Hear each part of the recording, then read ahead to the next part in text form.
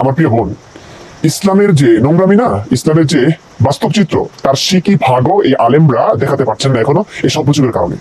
দেখাতে চান কিন্তু পারছেন না অনেক কারণে। যে আপনারা অপছন্দ করেন, আপনারা ইসলাম থেকে সরে পড়বেন, এবং তাদের সমস্যা এটা, কারণ তারা তো আপনাদেরকে ইসলামের ছায়াতলে এনে ব্যবসাটা করতে চান, তাই তো? তো এটা তারা করবেন না, জনসংখ্যা বৃদ্ধি পেতে হবে মুসলিমদের। তো এই কারণে আপনারা হাতছাড়া না হয়ে যান, আপনারা ইসলাম ত্যাগ করেন, এটা কখনোই তারা চাইবেন না। আমি যখন ইমাম ছিলাম আমি এটা অবশ্যই চাইতাম না। যাই হোক, আমার কথা বিশ্বাস করবার দরকার নেই। যদি মনে হয় যে আমি মিথ্যে বলছি, আমি নাস্তিক, যদি আমি নাস্তিক নই, আমি একদম এই হুজুরের মুখ থেকে তো শুনলেন। এখন ইসলামের আসল চিত্রটা দেখুন। 4 জন স্ত্রী একসঙ্গে রাখা যায়, কিন্তু অসংখ্য বিয়ে করা যায়। এই সেম ব্যাপারটা নবীর নাতি, জান্নাতি যুবকদের সর্দার কে, হযরত হাসান রাদিয়াল্লাহু তাআলা আনহু, উনিও এই সেম কাজটাই করেছেন। তিনি 70টা বিয়ে করেছেন, এর বেশিও আছে। আমি একদম নিম্নটাই বলছি।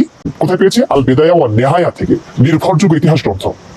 চলুন, আল বিদায়া ওয়ান নেহায়া, ইসলাম ফাউন্ডেশন, 8ম খণ্ড, পৃষ্ঠা 82 থেকে আমি একটু পড়ে শোনাই। ঐতিহাসিকগণ উল্লেখ করেছেন যে হযরত হাসান রাদিয়াল্লাহু তাআলা আনহু বহু বিবাহকারী লোক ছিলেন। সবসময় 4 জন স্বাধীন মহিলা তার স্ত্রী হিসেবে থাকতেনই। তিনি বহু স্ত্রীকে তালাক প্রদান করেছেন।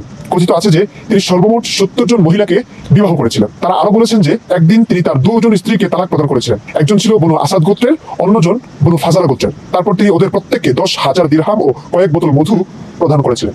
হ্যাঁ, এবার দেখলেন তো, ইসলাম সুন্দর আপনাদের কাছে, কিন্তু এই হুজুর অসুন্দর, হুজুর কুচ্ছিত, হুজুর নোংরা, হুজুর যা ইচ্ছা তাই করছে না। তারা ভালো করে জেনে রাখুন, একটু পড়াশোনা করুন যে ইসলামের গোড়াতেই এসব আছে। ইসলামের সৌন্দর্য দেখবেন, চলুন একটু দেখি ইসলামের সৌন্দর্য। এবং আমি আজকে আরেকটা কথা আপনাদেরকে পরিষ্কার করে বলতেছি, আমি একটা লেখা লিখছি যে 104টার বেশি রাখার অনুমতি নাই, কিন্তু জীবনে অনেকগুলো বিবাহ হতে পারে।